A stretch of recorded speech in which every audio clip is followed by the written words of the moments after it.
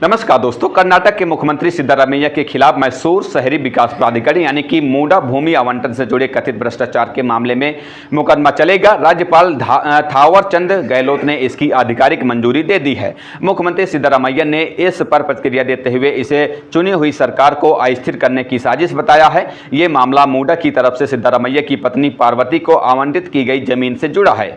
India today से जुड़े नागार्जुन द्वारकानाथ की रिपोर्ट के मुताबिक राज्यपाल के फैसले पर प्रतिक्रिया देते हुए सिद्धारमैया ने कहा कि केंद्र सरकार राजनीति के लिए राजभवन का इस्तेमाल कर रही है। मेरे खिलाफ कोई मामला नहीं है और राज्यपाल का फैसला असंवैधानिक है। हम इस अवैध मंजूरी को अदालत में चुनौती देंगे। जिस दिन मेरे खिलाफ शिकायत दर्ज की गई उसी दिन एक कारण बताओ नोटिस जारी किया गया था। राज्यपाल के इस फैसले का पहले से ही अनुमान था। आरटीआई कार्यकर्ता टीजे अब्राहम की शिकायत पर राज्यपाल थावरचंद गहलोत ने मुख्यमंत्री सिद्धारमैया के खिलाफ मुकदमा चलाने का फैसला किया। टीजे अब्राहम ने मूडा जमीन आवंटन मामले में कथित गड़बड़ियों को उजागर किया था। मुख्यमंत्री के खिलाफ मुकदमा चलाने के लिए राज्यपाल की अनुमति की जरूरत होती है। बीबीसी की रिपोर्ट के मुताबिक राज्यपाल ने अपने आदेश में कहा कि मैं भ्रष्टाचार निवारण अधिनियम की धारा 17A और भारतीय नागरिक सुरक्षा संहिता की 2023 की धारा 218 के तहत मुख्यमंत्री सिद्धारमैया के खिलाफ आई याचिका में बताए गए कथित अपराध में मुकदमे के लिए मंजूरी देता हूं। राज्यपाल के इस फैसले के बाद कांग्रेस और बीजेपी के बीच राजनीतिक बयानबाजी तेज हो गई है। कांग्रेस ने आरोप लगाया है कि यह कदम बीजेपी और केंद्र सरकार द्वारा राज्य सरकार को टारगेट करने की चाल है।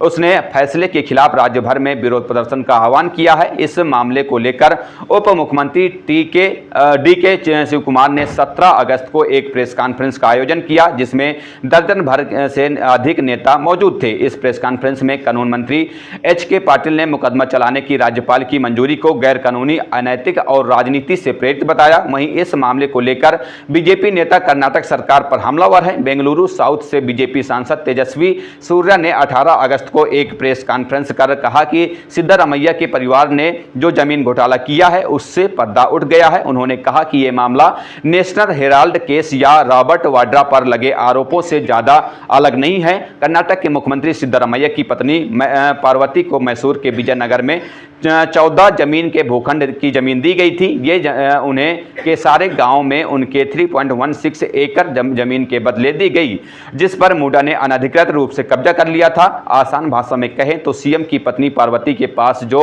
3.16 एकड़ जमीन थी उसे मूडा ने बिना उसकी अनुमति के टाउनशिप के लिए ले लिया था और मुआवजे के तौर पर उन्हें मैसूर के महंगे इलाके में जमीन दे दी।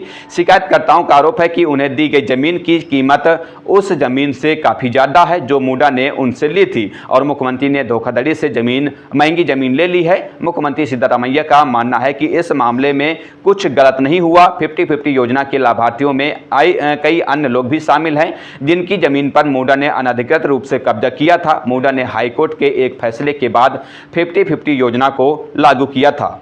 बहरहाल इस खबर पर इतना ही। आगे की जो भी अपडेट होंगी हम आप तक पहुंचाते रहेंगे।